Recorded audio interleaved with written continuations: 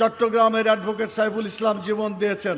আমরা বিশ্বাস করি আমাদের প্রত্যেকটা কর্মীকে যদি শহীদ হতে হয় তবুও বাংলাদেশের এই স্বাধীনতা আমরা অক্ষত রাখবো ইনশাআল্লাহ। কোনো পরাধীনতা আমরা মেনে নিতে প্রস্তুত নই। যতদিন পর্যন্ত এই প্রশাসনের দূষিত লোকদেরকে বিদায় করা না যাবে এই ধরনের ষড়যন্ত্র চলতেই থাকবে। মানুষের গোলামিকে বাংলাদেশ থেকে উচ্ছেদ করে আল্লাহর গোলামি প্রতিষ্ঠা না করা পর্যন্ত মানুষের কল্যাণ দুনিয়াতেও হবে না, আখিরাতেও হতে পারে না। আসসালামু আলাইকুম ওয়া রাহমাতুল্লাহি ওয়া বারাকাতুহু। আপনারা সবাই ভালো আছেন? আলহামদুলিল্লাহ। প্রিয় ভাইয়েরা, দুনিয়ার এই সংক্ষিপ্ত জীবনে আমাদেরকে চিন্তা করতে হবে যে কাজ করলে পরে আমাদের আখিরাতের ভয়াবহ জীবন, কোটি কোটি বছরের জীবন, সেই জীবন যাতে সফল হতে পারে, সার্থক হতে পারে, সেই চিন্তা নিয়ে দুনিয়ার প্রতিটি কাজ করা উচিত। কোনো ব্যক্তি যদি শুধু দুনিয়ারই চিন্তা করে, আখিরাতের চিন্তাকে যদি ভুলে যায়, সে দুনিয়াতেও ক্ষতিগ্রস্ত হবে, আখিরাতেও ক্ষতিগ্রস্ত হয়ে যাবে। এজন্য আমি আজকে যে সমস্ত ভাই বোনেরা আমার এই কথা শুনছেন, মনে রাখবেন প্রতিটি মুহূর্ত, প্রতিটি সেকেন্ড, প্রতিটি মিনিট, প্রতিটি ঘন্টা, প্রতিটি সময়, এই সময়গুলোকে কাজে লাগাতে হবে যাতে আমাদের দুনিয়ার এই কাজকামগুলো শুধু দুনিয়াতেই সীমাবদ্ধ না থাকে। এই কাজের ফলাফল যাতে আমরা আখিরাতে লাভ করতে পারি। দুনিয়া এবং আখিরাতে জীবনকে সুন্দর এবং সার্থক করার জন্য আল্লাহ তাআলা তৌফিক দান করুন। রব্বানা আতিনা ফিদ দুনিয়া হাসানা ওয়া ফিল আখিরাতি হাসানা ওয়া কিনা আযাবান নার।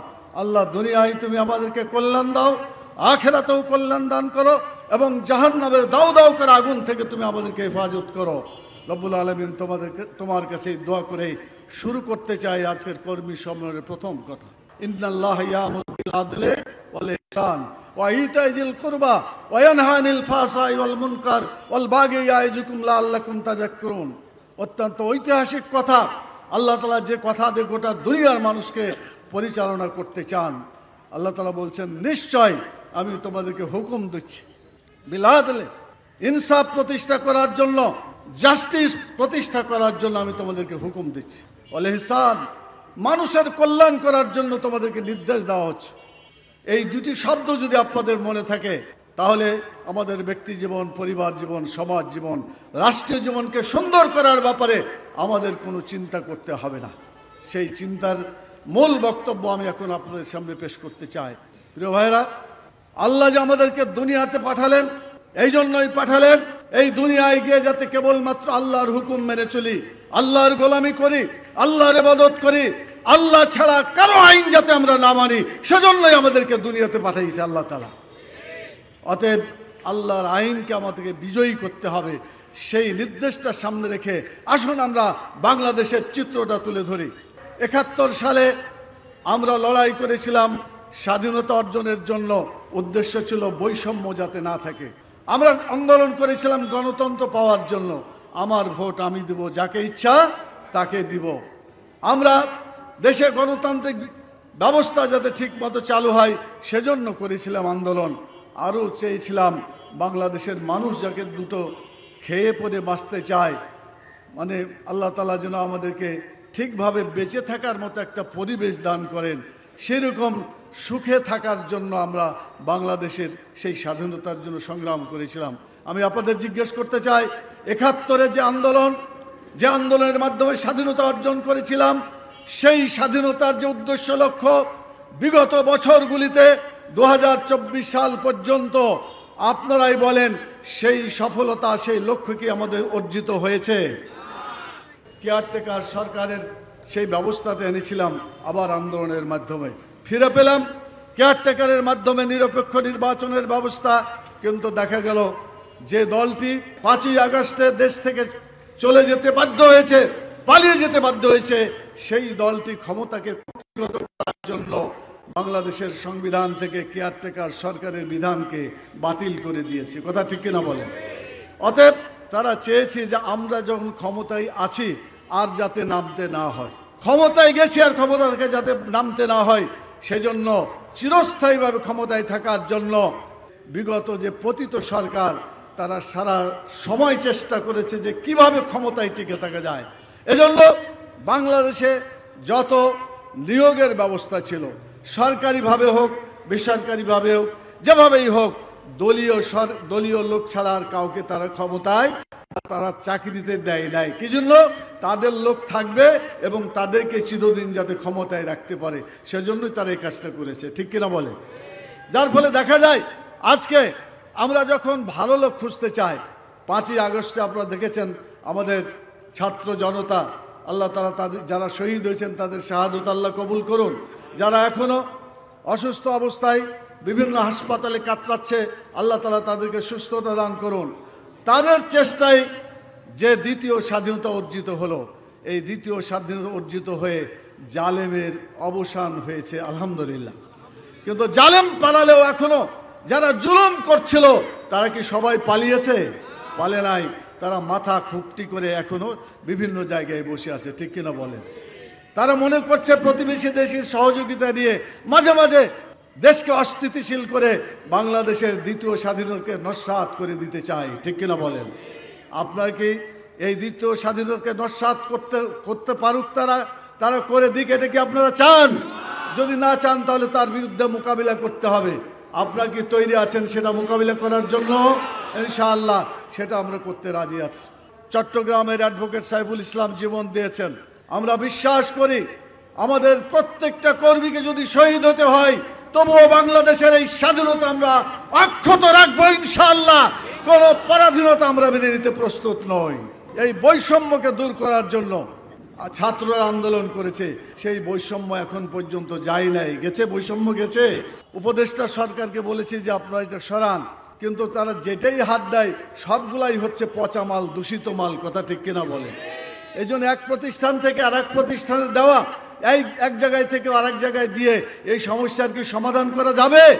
দূষিত লোকদেরকে প্রত্যেকটাকে বিদায় করতে হবে বাংলাদেশের প্রশাসন থেকে। যতদিন পর্যন্ত এই প্রশাসনের দূষিত লোকদেরকে বিদায় করা না যাবে এই ধরনের ষড়যন্ত্র চলতেই থাকবে। সেজন্য আমাদেরকে সাবধান হয়ে যেতে হবে।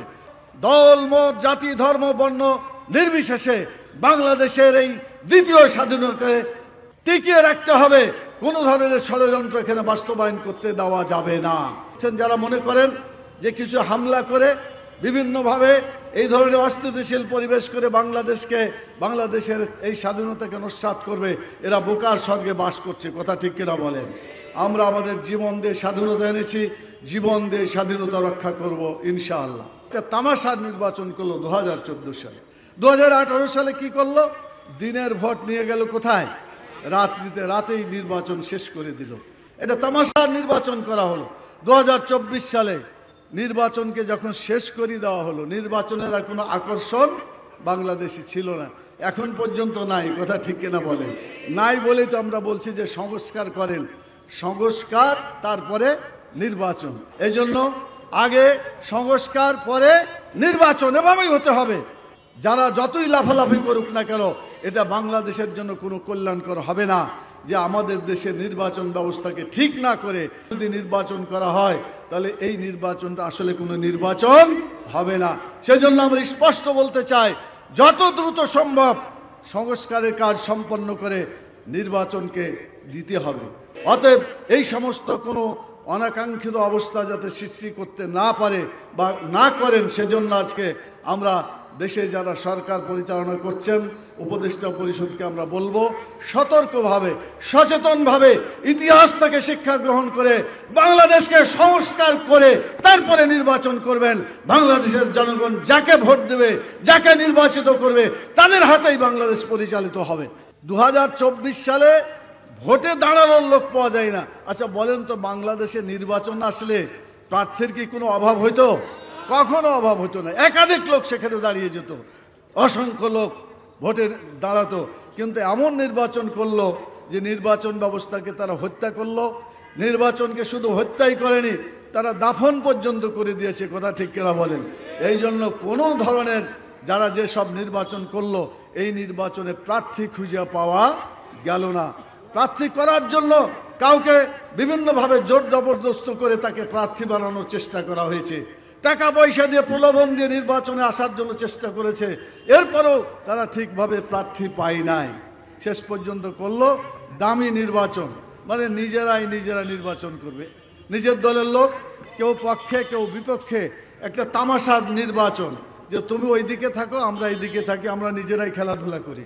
যার ফলে সেদিন থেকে বাংলাদেশের জনগণ নির্বাচনকে পরিত্যাগ করেছে এবং এই নির্বাচন পরিত্যাগ করার ফসলই হলো এই 2024 সালে 5ই আগস্টের যে আন্দোলন, ঠিক কিনা বলেন? এটার সফলতা আজকে আমরা পেয়েছি।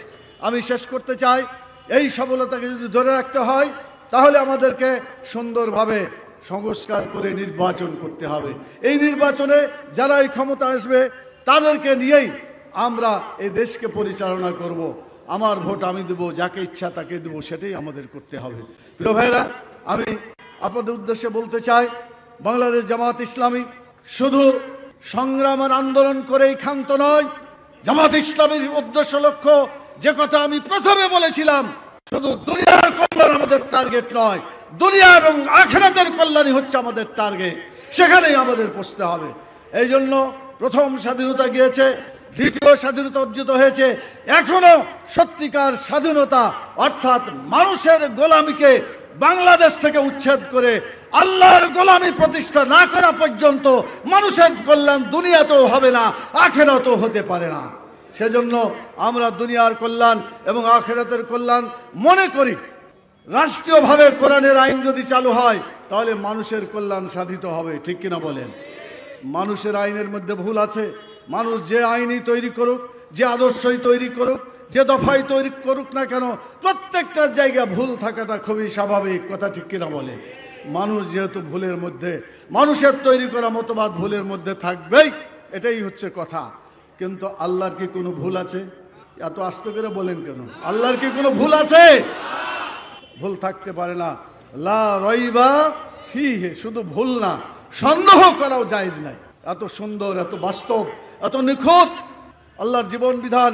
এই জীবন বিধান কোরআনের জীবন বিধান, ইসলামী জীবন বিধান। এই জীবন বিধানকে মুহাম্মদুর রাসূলুল্লাহ সাল্লাল্লাহু আলাইহি ওয়াসাল্লাম রাষ্ট্রীয় পর্যায়ে চালু করেছিলেন, কথা ঠিক কিনা বলেন? আমরা মুহাম্মদুর রাসূলুল্লাহ সাল্লাল্লাহু আলাইহি ওয়াসাল্লামের আদলে বাংলাদেশকে ইসলামী রাষ্ট্র করতে চাই, দেখতে চাই, প্রতিষ্ঠা করতে চাই। আপনারা কি রাজি আছেন? যদি করে থাকেন তাহলে আমি মনে করি তিনটা কাজ করতে হবে। তিনটা কাজের প্রথম কাজ করতে হবে, লোক তৈরি করতে হবে। লোক তৈরি না করলে দেশে ভালো লোক পাওয়া যাবে না, কথা ঠিক কিনা বলেন? আল্লাহর কোরআন রাসূলের হাদিসকে সামনে রেখে চরিত্র তৈরি করতে হবে। বাংলাদেশ ইসলামী ছাত্র শিবির, বাংলাদেশ শ্রমিক কল্যাণ ফেডারেশন, বাংলাদেশ জামাত ইসলামী এই কাজগুলা দীর্ঘদিন ধরে করে আসছে। ভালো লোক তৈরি করার চেষ্টা করছে, কথা ঠিক কিনা বলেন? আপনি বাংলাদেশের লোকদেরকে যাচাই বাছাই করেন, অন্য দলের লোকের চরিত্র আর ইসলামী ছাত্র শিবির, বাংলাদেশ জামাত ইসলামীর কর্মীদের চরিত্র তুলনা করলে বুঝতে পারবেন কাদের চরিত্র ভালো, এটা ঠিক কিনা বলেন? আমরা আগামী দিনে লোক তৈরি করতে চাই, ভালো লোক, আর এই ভালো লোকদের শাসন আমরা চাই। আপনারা সেজন্য এখন থেকে চেষ্টা করেন। আপনাদেরকে জনমত সংগ্রহ করতে হবে। আগামী যে জাতীয় সংসদ নির্বাচন আসছে, স্থানীয় নির্বাচন আসছে, জীবনের সকল স্তরের যত নির্বাচন আছে, ব্যক্তি প্রতিষ্ঠান থেকে শুরু করে জাতীয় নির্বাচন, স্থানীয় নির্বাচন, সকল নির্বাচনে অযোগ্য, অসৎ, ক্ষুধাদ্রোহী নেতৃত্বকে বাদ দিয়ে সৎ, যোগ্য, আল্লাহভীরু নেতৃত্ব প্রতিষ্ঠা করতে হবে। এটা যদি আমরা করতে পারি, ইনশাআল্লাহ বাংলাদেশ সত্যিকার সোনার দেশে পরিণত হবে, ঠিক কিনা বলেন? অনেকে সোনার দেশ চেয়েছিল, কিন্তু সোনার মানুষ বানাই নাই, ঠিক কিনা বলেন? চোরের দেশ বানাইছে। খালি চোর না, ডাকাতের দেশ বানাইছে, জবরদখলকারীদের দেশ বানিয়েছে। ইসলামী ব্যাংককে দখল করেছে, হাসপাতালকে দখল করেছে, বিশ্ববিদ্যালয়কে দখল করেছে, স্কুল, কলেজ, মাদ্রাসা, বিভিন্ন জায়গায় তারা দখল করেছে। তারা চোর, দখলদার, ডাকাতদের তৈরি করেছে এবং দেশটাকে চোর এবং ডাকাতদের এলাকা হিসেবে চিহ্নিত করার চেষ্টা করেছে। অন্যায়কে দূর করে দিয়ে সৎ এবং যোগ্য লোক তৈরি করতে হবে এবং তাদের হাতে রাষ্ট্রীয় ক্ষমতা দিতে হবে। আপনারা কি রাজি আছেন সে কাজ করতে? ইনশাআল্লাহ। তাহলে আমি আশা করি আজকের কর্মী সম্মেলন সফল হবে। আপনারা মাল দিয়ে, জান দিয়ে আল্লাহর দিনকে বিজয়ী করার সংগ্রামে ঝাঁপিয়ে পড়বেন। কি পড়তে রাজি আছেন? ইনশাআল্লাহ। দুনিয়ার টাকা ব্যাংকে রেখে দিয়ে আর জমি জমায় রেখে দিয়ে মরবেন, সব টাকা থেকে যাবে। কবরে যে আফসোস করবেন যে আল্লাহ আমাকে আবার দুনিয়াতে পাঠাও, আমি একটু ভালো দান করে ফাসাদ্দাকা ওয়া কুম মিনাস সালিহিন, ভালো দান করে ভালো মানুষে আবার ফিরে আসবো। আল্লাহ আসতে দিবে? আসতে করে বলছেন বোধহয় আপনাদেরকে দিবে আসতে, কাউকে আসতে দিবে না। এখন সবাই আছে আল্লাহর দিনকে কায়েম করার জন্য। মুহাম্মদুর রাসূলুল্লাহ সাল্লাল্লাহু আলাইহি সাল্লাম, সাহাবায়ে কেরাম যেভাবে আন্দোলন করেছিলেন, অর্থ দিয়ে, জীবন দিয়ে, রক্ত দিয়ে 80টা যুদ্ধ করেছিলেন বাংলাদেশে ইসলাম কায়েম করার জন্য। যদি যুদ্ধের ডাক আসে আপনারা কি প্রস্তুত আছেন? ইনশাআল্লাহ আগামী দিনে সেই সংগ্রামের আহ্বান জানিয়ে বাংলাদেশকে একটা ইসলামী রাষ্ট্রে, একটা কল্যাণমূলক রাষ্ট্র প্রতিষ্ঠার আহ্বান জানিয়ে আপনাদের সবাইকে সংগ্রামী অভিনন্দন জানিয়ে সাংবাদিক বন্ধুদেরকেও বলবো, আপনারা কলম যোদ্ধা হন। আপনাদের যে প্রচার প্রসার, মানুষের আইন দেওয়ার শান্তি হবে না, শুধুমাত্র একমাত্র আল্লাহর আইন প্রতিষ্ঠা হলেই শান্তি হবে। কথা ঠিক কিনা বলে? এই প্রচার সর্বত্র আপনারা করবেন। যারাই শুনলেন সকলের কাছে এই উদাত্ত আহ্বান জানিয়ে আমি আমার কথা এখানে শেষ করছি। সুবহানাকা আল্লাহুম্মা ওয়া বিহামদিকা আশহাদু আল্লা ইলাহা ইল্লা আনতা আস্তাগফিরুকা ওয়া আতুবু ইলাইকা। আসসালামু আলাইকুম ওয়া রাহমাতুল্লাহি ওয়া বারাকাতুহু।